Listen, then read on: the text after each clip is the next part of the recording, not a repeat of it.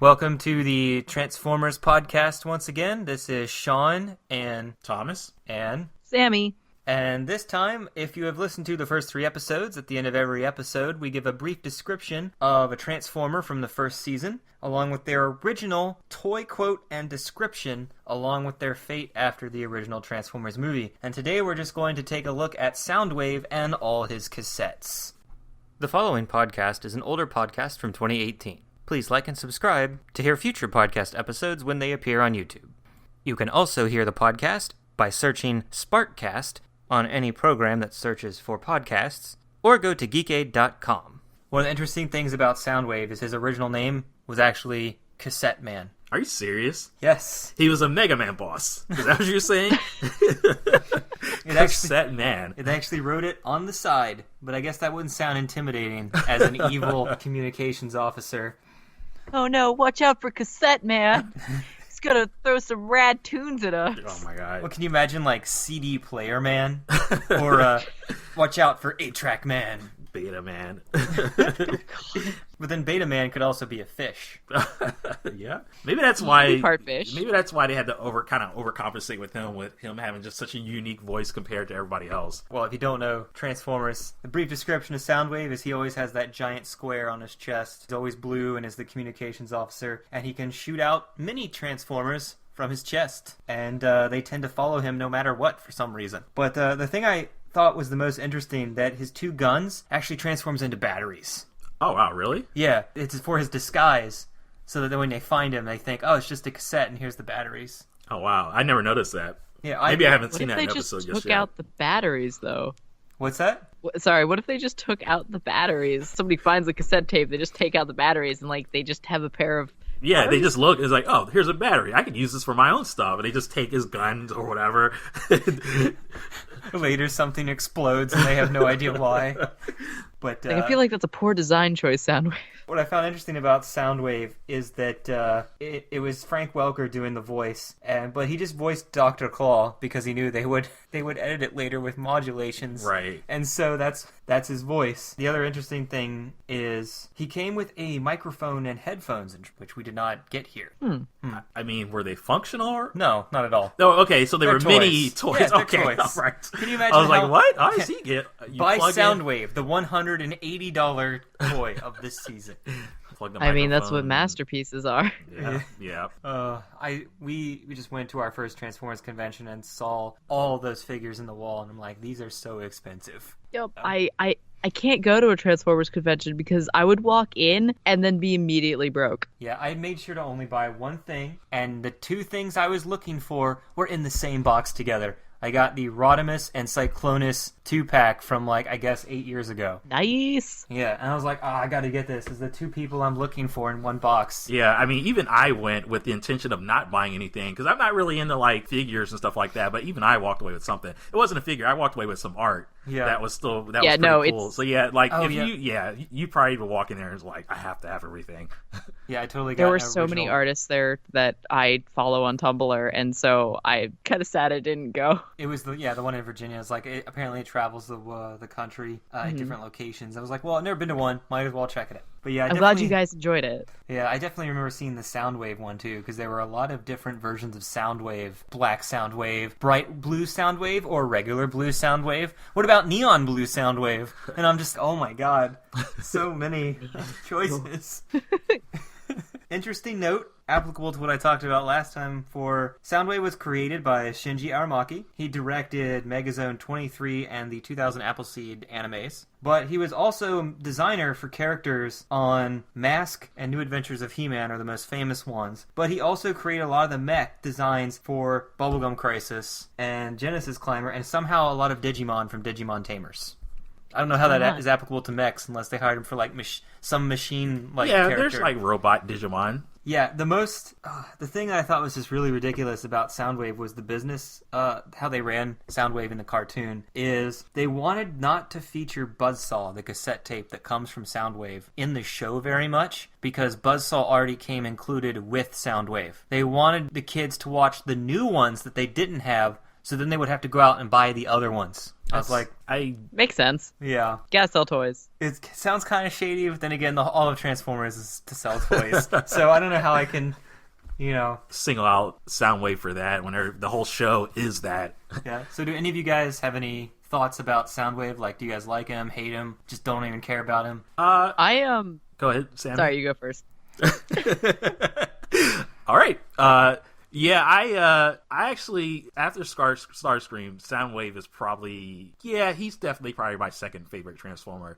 Just because he is pretty unique. I really like his color scheme and design with just the big gun on his shoulder. But then his voice thing is just, he just has a lot of features that are just so unique. Like, the voice is cool, and then on top of that, obviously, are the cassettes, where, like, all of those things. I like his little, I definitely like Ravage, like, I really like Panthers and stuff like that. So, yeah, he just has so much going on. Mm-hmm. So, Sammy, your thoughts?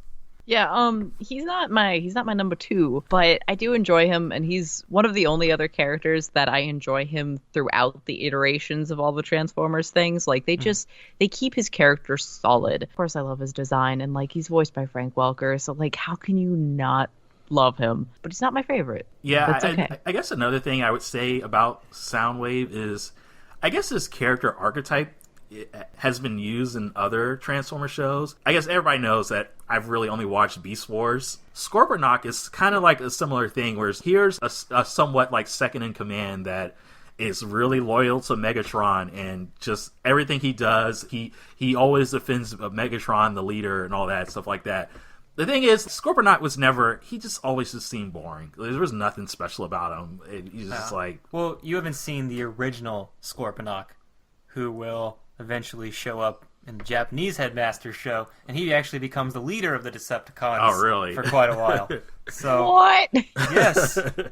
He was not ever a minion. He was the leader of the evil Headmasters. Yeah, so I that's probably why they ended up just killing off Scorponok when Beast Wars Season 2 came out. Inferno, the Ant Transformer in Beast Wars, he seemed like a better version of blind loyalty to Megatron, second in command kind of thing. So, Thomas, read for us the original toy quote for Soundwave's personality. Cries and screams are music to my ears. That's his toy quote. His description. It is said Soundwave can hear a fly sneeze. Uses anything he hears for blackmail to advance his status. Opportunist. Despised by all other Decepticons. Sensors can detect the lowest energy radio transmissions. Able to read minds by monitoring electrical brain impulses. Acts as a radio link for others. Locates and identifies Autobots, then informs Decepticons. That's pretty basic. Carries a concussion blaster gun, often target of retaliation by his comrades. It seems I'm sorry, like able to read minds? Yeah, that's what it says. Able to read minds by monitoring electrical brain impulses. I think they have to be... When did that happen? I don't know. Ever? I think maybe the Autobots have to be captured. I think they might have written that into an episode later. I'm not sure. Like, do they have to be hooked up to a machine? Or maybe he has, like, wires come from him that you hook up an Autobot and then he can read them physically? Maybe it happened in the comics and not the actual cartoon, because... There's a lot of things where things were taken verbatim and used in the comics, but not the TV show, and vice versa. I also like in his description the line that he says that says that he locates and identifies Autobots and then lets his team know. Like this is something that's unique to Soundwave. Everybody else, they see an Autobot. It's like, well, whatever. Our whole point is not to fight them. Starscream doesn't do that. He's just like, oh, hey, there's an Autobot. Let's go kill it. I'm not going to tell anyone. Yeah. And I've watched the entire G1 series, but I never get it never comes across that he wants to be in favor with Megatron and be his second in command forever, or third command forever, simply because it never comes across that way in the comics. It always just seems like he's completely loyal and unwavering. Yeah, of the little I've seen, I don't recall him ever trying to blackmail people or screw people over just so he can be in charge or anything like that. I mean, that's more like a Starscream kind of thing to me. So, any other final thoughts, or on to Rumble and Frenzy? I guess we can move on from him. The next characters are two cassettes that shoot up out of Soundwave's chest, and they apparently just chill there whenever they're not fighting the Autobots. Rumble is he's the human-sized cassette that he's human-sized, and he has pile drivers on his arms that can create earthquakes from the pilot. And he also has someone that looks exactly like him named Frenzy. The only problem is, Rumble is purple in the cartoon, but but his toy is actually red and black, whereas Frenzy is red and black in the show, but his toy was blue and purple. Why? So yeah, that's a weird swap. Like, this to me, that just sounds like that has to have been a mistake, miscommunication, or something. Well, see, the thing is, it's accurate in all the children's books and in the comic books. So it's only the cartoon that got it wrong, and even the Japanese version just swapped their names because they knew it was an error. Well, the cartoon came first, right? Before all the toys? And the toys were already made. Oh, okay. Yeah. All right. Yeah, and Frenzy, I don't remember him at all. I think they used Rumble most of the time. They only used Frenzy when they did another guy to get, like, attack people. But, yeah, so Sammy, want to read us Rumble's description and toy quote? His quote, "Destroy what's below and what's above will follow." His description, "Rumble is your basic street punk. Small, but always acting tough. Quick temper and mean disposition. Follows Megatron's orders eagerly. Transmits immense low-frequency ground waves to create powerful earthquakes. His small size limits his physical strength, but his ability to shatter the ground makes him difficult to approach in a fight." Yeah, that one actually sounds kind of accurate to the show. I don't see anything that's out of place there. I mean, I would dispute him creating earthquakes through low-frequency rumbles and stuff. I mean, in the cartoon, he is literally just beating the ground. It's like, where's the shock waves or the energy waves? Mm-hmm. He's rumbling. Doodle a rumble. Shaking at the right frequency. Yes. So let's see if his clone has a similar personality. His quote is, "So panic and surrender will bloom." Yet his description is, "If Frenzy needs to breathe, war would be his oxygen. He knows no cause, only craves to spread fear and destruction. His efforts are appreciated by other Decepticons." That's nice to know. His devotion to warfare makes him hard to deal with on a personal level. Can roll his drums to produce high-pitched, grating sounds of 200 decibels. Disorients and disrupts electrical flow in opponents' circuitry, which makes them malfunction. Physically weak. His manic attack can be countered with cool logic. Okay. Yeah. All right. So, yeah, that's right. I think he does summon some kind of, like, circle lines at people that's supposed to disrupt them in the show later. Okay. I'm just laughing that his manic attack can be countered with cool logic. Yes. A guy just coming flailing at you. You're just like, I'll just step to the side. So did any of you guys actually remember or like Rumble and Frenzy? I barely remember any of the tapes. I don't know who Frenzy Except for is. Ravage. I don't think was he in the first 3 episodes? Yeah, he's the purple guy that shoved the human out of the way. Oh, yeah, right. But I refer to him as Rumble because so the show got it wrong. Okay. Mm-hmm. So I guess I haven't seen Rumble just yet. One thing I'm going to mention is I forgot with Soundwave is, what was Soundwave's fate after the movie? Well, Soundwave survived the movie and would go on to be loyal to Galvatron just as he was to Megatron, because, Galvatron was Megatron. In the Japanese Headmasters, Soundwave was almost killed, but was later revived as Sound Blaster and continued to fight for the Decepticons. When Galvatron died, he followed Scorponok. He got hit by a black hole and became human-sized for some adventures, but then later changed his body back into his original form. For some reason, Blaster, his, I guess, rival because they have similar powers, decided to quit being an Autobot and pursue an art career. So Soundwave decided to drop out and become a musician to try to compete with Blaster in the creative industry. And yes, this is a Japanese manga. Thanks for asking. Oh my god, that's man. I want this. Later, he followed Megatron, who is totally not Galvatron, but was revived as another Megatron, and followed him. So, the end. Transformers continuity. What? I mean, they live for centuries and thousands of millions of years. He can have a brief stunt in music career. Stunt. It's fine. Follow his dreams. Are there any episodes of the original series where any Autobot or Decepticons just like, screw this war, I'm gonna quit? I'm gonna get a real job. Well, I know there's an episode where one of them becomes a Hollywood actor, but he doesn't actually quit being an Autobot. Like, how do you just quit? Well, you quit and become a bounty hunter who works for both sides. Well, yeah, that's true. Yeah. Rumble's and Frenzy's fate after the movie aren't really significant. They just follow Galvatron and Soundwave in Season 3 and in Headmasters, and that's it. Nothing else happens to them. There's a lot of just following around people. So the next is Laserbeak and Buzzsaw. Laserbeak is the bird transformer that's the size of a human, except in animation errors where he's twice the size of a human or other animation errors. His original name was to be Slazer before he was turned to Laserbeak. Slazer sounds so dumb. Yeah. Like, I'm glad they went with Laserbeak. Okay, his quote is, "The only point I like in Autobots, melting point." His description, "Laserbeak takes pleasure in hunting his prey, usually the straggling survivors of a battle. Noticeably not brave. Will run for safety if threatened. Flies at speeds up to 250 miles per hour. Uses 2 independently targetable laser cannons with extreme precision to get information from captives. Shortage of ruby crystals that powers the lasers can panic his systems into shutting down." That's weird. I didn't know about the crystals. What crystals?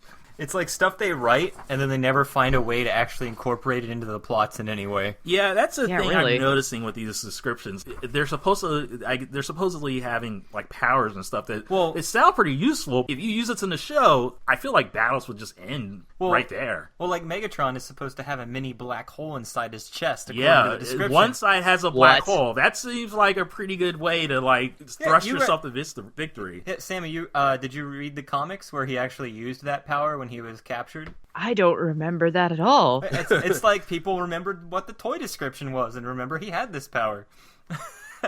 Oh my god. That's kind of crazy. It was the era in the newer comics when he was captured and Bumblebee was talking to him a lot, like after the All Hail Megatron and all that other stuff. It kind of reminds me of I don't think I read that one. Okay. Just like regular comic book, I don't know. Here's just a generic superhero that we've always known to just do this certain things with his powers, but then they want to write the character and give him a power boost, so they start using the powers in like extreme ways that they make sense, but they were never like that before. Like Iceman, he was always just a guy who shot ice and could freeze stuff, but then he became one of the most powerful mutants with just the way he could control his powers and just do molecular level stuff. It's just like, wow, out of nowhere. But I guess he could technically do that all along if he wanted to. If I wanted to. Yeah, if I wanted to. Sammy, you want to read Buzzsaw's quote and description? Yeah. "My bite is worse than my bark. Civil and sophisticated, yet very cruel and destructive. Approaches his lethal tasks with like a fine artist." Dang it. The artistry of murder. What? Alright. "Each deadly mission is like working on a new masterpiece. Can pinpoint and photograph a thumbtack from 20 miles away. Flies at 250 miles per hour. Carries twin mortar cannons. Diamond-hard, micro-serrated beak can carve up almost any opponent. Due to large ego, will often sulk rather than proceed if his plans go astray." Oh, the little birdie didn't make his target. Do you need to be pet, little birdie? Apparently, this is a needy bird.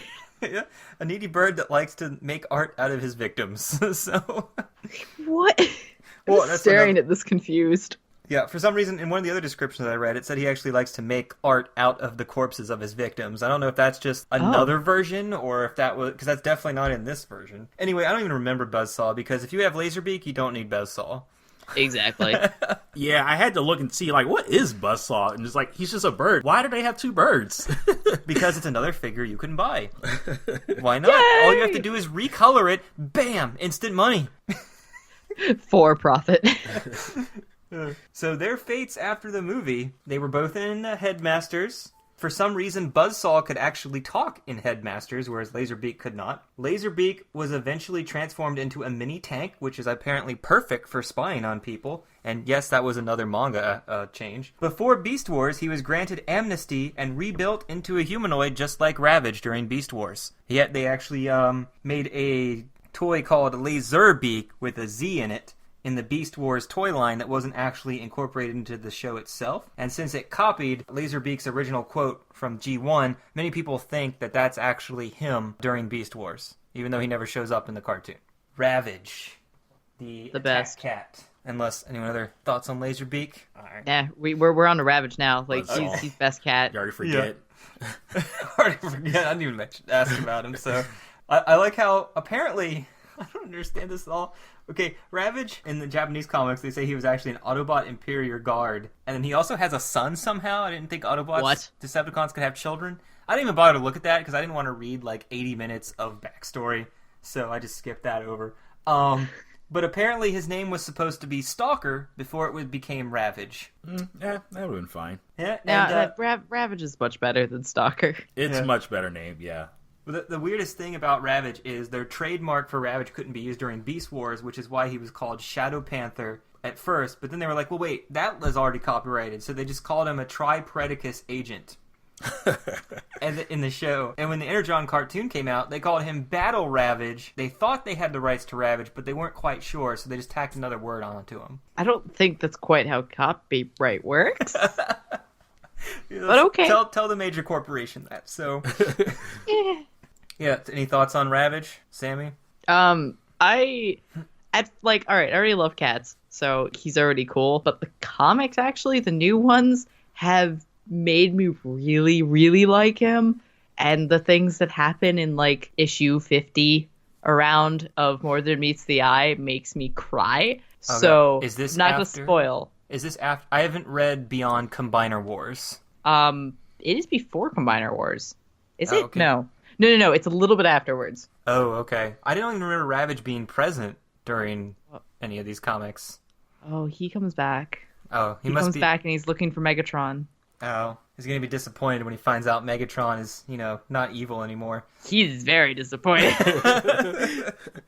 Like, that's not really a spoiler. Like, that happens, like, right in the beginning. But anyways, yeah, Ravage is good kitty cat. Ravage is today's Autobots or tomorrow's scrap metal. Now, this is really weird because both his quote and Soundwave quote are in the children's book that I read as a kid. The same quote? The exact same quote. I don't know why. I guess because writing is hard. But anyway, Ravage description. Ravage operates best alone. A creature of the night, craftiest of all Decepticons. Adept at devising deadly new strategies. Remains aloof from others, but his deeds command respect. Can virtually escape detection.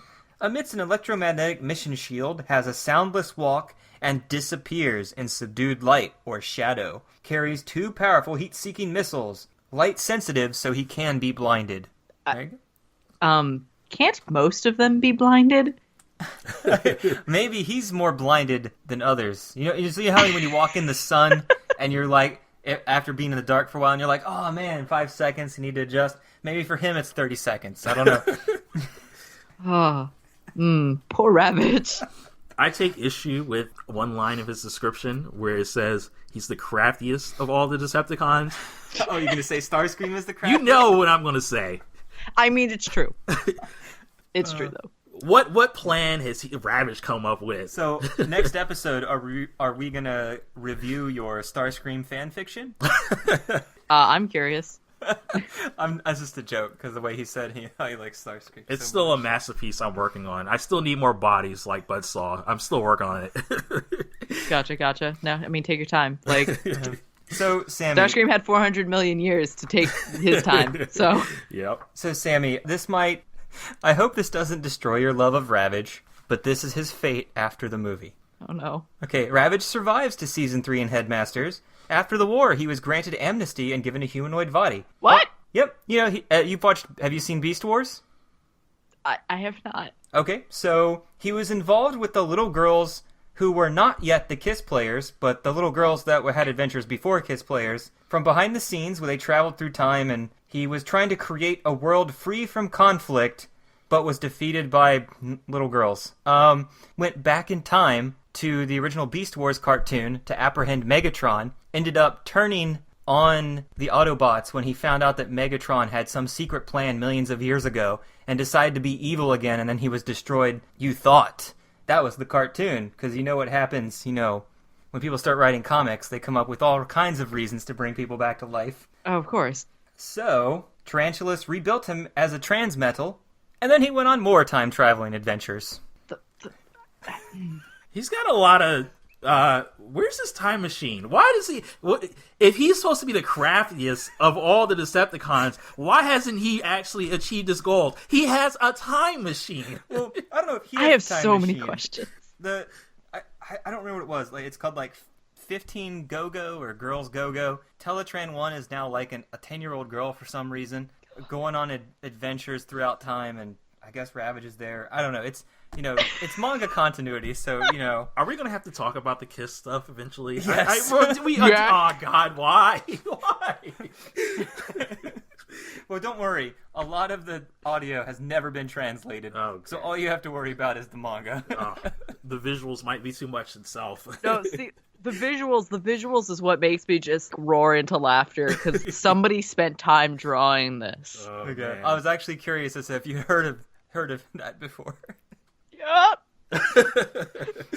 I read of whatever was online, and that I was just both crying and laughing of just why.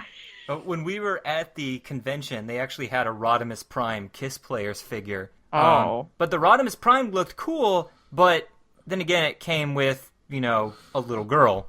Yeah. For no reason. I just want the figure. And then, it comes with a box that has her, hugging him or something. It's just, I don't know. The figure's cool, but you gotta, hide the box or burn it once you buy it. So. Burn it. Definitely burn it. Too many questions. We got 3 more. Thomas, Ratbat. He's a bat. That's all you need to know. Anyway, go. All right.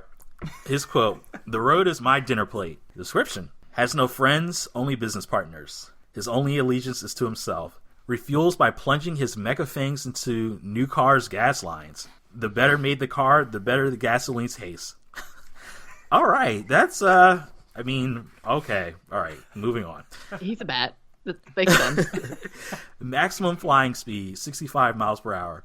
Carries 2 radar-guided free electron lasers that detect the presence of an object as small as a fly. Wings contain mechanical sensors for locating fuel sources. Has 1-foot wingspan that can enlarge to 10 feet. Wings are vulnerable to artillery. Yeah. If you shoot a Decepticon... Yeah. But not just any Decepticon, just him. So, an interesting fact for both of you. So neither of you have read the Marvel Comics Transformers from the 80s, correct?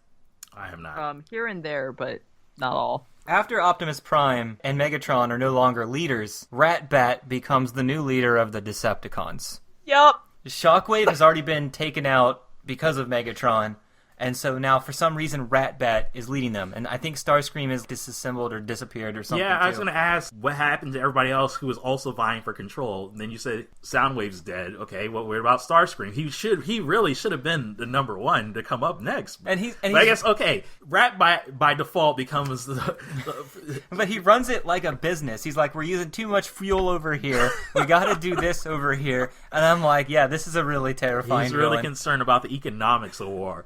He learned from the past mistakes, the war on Cybertron, and when both sides ran out of energy, he's like, I'm not going to make that mistake this time. We need some discipline here. Some fiscal discipline.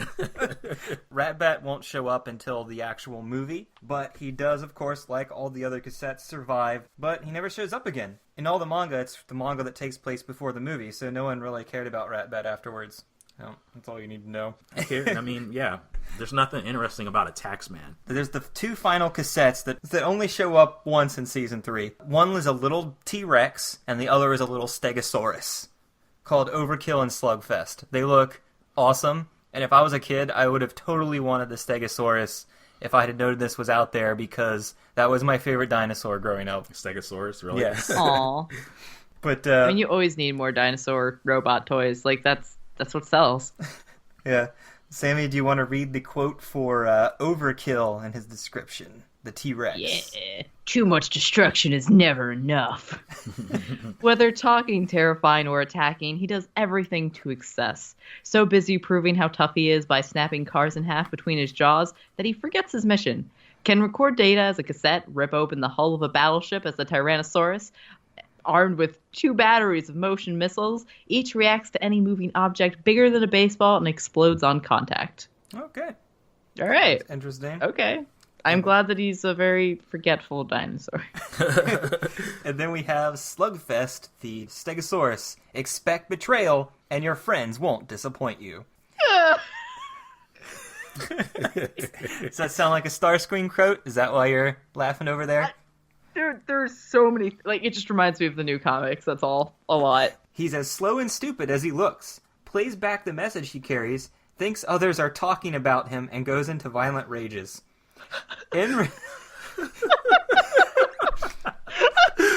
Oh my god. The end result is usually the destruction of the messages and nearby small towns that get in the way.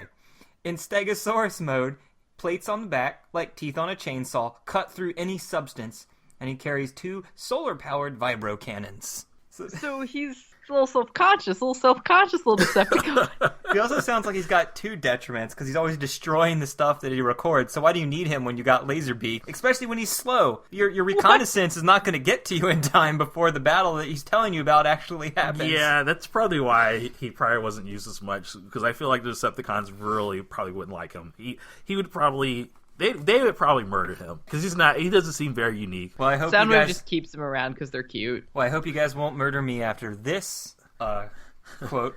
After the movie, they only appeared in 1 episode, but they do show up in the Headmasters manga where they're somehow defeated by Daniel Witwicky, making them the lamest Transformers in history until Shia LaBeouf kills Starscream in the live-action Transformers. Oh, man. I don't want to talk about Bayformers. Who gets taken out by Daniel Witwicky? The most worthless human to be in any Transformers show. Yeah. And not just Season 3 Daniel, but Headmasters Daniel, who is insufferable. Like Most of Headmasters is insufferable. Not the theme song. Fair. Well, that was all of Soundwave and his cassettes. Any of you guys have any last thoughts on any of those cassettes? Any ones you like or enjoyed in the shows or the comic? I feel like, I don't know, maybe that was just Soundwave's thinking to have so many cassettes, many of which are just redundancies, it seems like. So maybe he was like, I gotta play it safe just in case I lose one. I have a backup one that can just do the same thing, get the same job done. Well, maybe he's plotting to overthrow Megatron, and then he already has loyal followers once that happens. The tiniest of armies. He just keeps picking up cassette tapes at, like, thrift stores. I will turn this used copy of Bananarama into my next cassette minion. Nothing is wrong with this plan. The cassettes is really what makes Soundwave, though. Like, for the fact that he just has them and he loves them so much, kind of, sort of, there is a love there somewhere. Well, they love him because in the Japanese versions, they're always calling him Aniki, or Anki, however you pronounce that, Aniki, which is like whenever you show someone with respect and like a or brotherly like, respect, a brotherly love kind of thing, yeah. I just feel like the writers didn't really tap into that too much, and I kind of wish I could have seen more of that. Can you imagine an episode where Soundwave is presumed dead, and all the cassettes are like, we have no purpose anymore, and they're like, and they're all sad, and then in the episode... They just assert the war just to go, I don't know. And then at the end of the episode, Soundwave comes back, and their life has meaning again, and they go out and fight some Autobots. The end. Actually, I'd watch that, though. I'd love to watch that. The cassette adventures. Yes. But yeah, so that was the Soundwave episode, and next 2 episodes will be the only hardcover children's books ever made for the Transformers, for kids, by the way. So they were? Okay. Yes. So signing off here, I'm Shawn. Thomas. Sammy. And we'll see you next time. See ya.